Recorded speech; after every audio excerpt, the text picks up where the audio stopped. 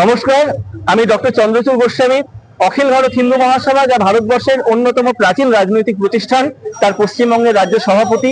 আপনারা সবাই জানেন, ইতিপূর্বেই আমরা দাবি তুলেছি এবং বিগত 3 বছর ধরে আমাদের জন আন্দোলন চলছে।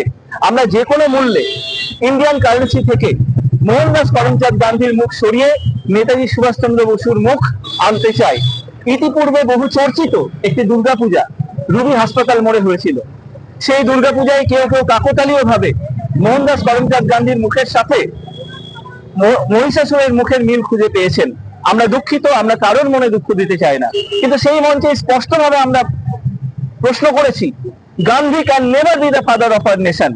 আমরা সিস্টেমের চোখে চোখ রেখে বলেছি, ভারতবর্ষের আত্মাকে যদি কেউ রিপ্রেজেন্ট করে, সেই ব্যক্তির নাম দেশনায়ক নেতাজি সুভাষচন্দ্র বোস। আমরা আবারও বলছি, আমাদের এই জন আন্দোলন ভারতের মাননীয় রাষ্ট্রপতি, মাননীয় প্রধানমন্ত্রী, বাংলার মুখ্যমন্ত্রী, বাংলার রাজ্যপাল প্রত্যেকের কাছে আমরা যাচ্ছি, এবং আমাদের আন্দোলনের তীব্রতাতেই ইন্ডিয়ান ডিজিটাল কারেন্সি থেকে গান্ধীর মুখ সরিয়ে দেওয়া হয়েছে। আগামী দিনে আমরা চাই অবশ্যই ফিজিক্যাল কারেন্সিতেও নেতাজি সুভাষচন্দ্র বসুর মুখ আনতে হবে, গান্ধীর মুখ সরিয়ে। আজকে ফাদার অফ আওয়ার নেশন একটি দেশের কেন হতে যাবেন গান্ধী?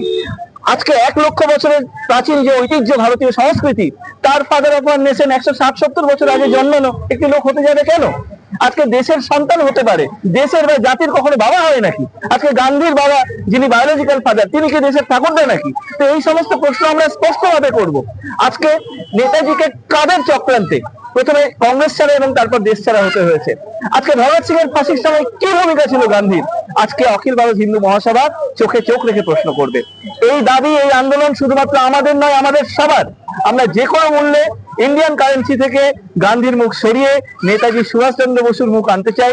আপনাদের সবাইকে এই জন আন্দোলনে স্বাগত জানাচ্ছি।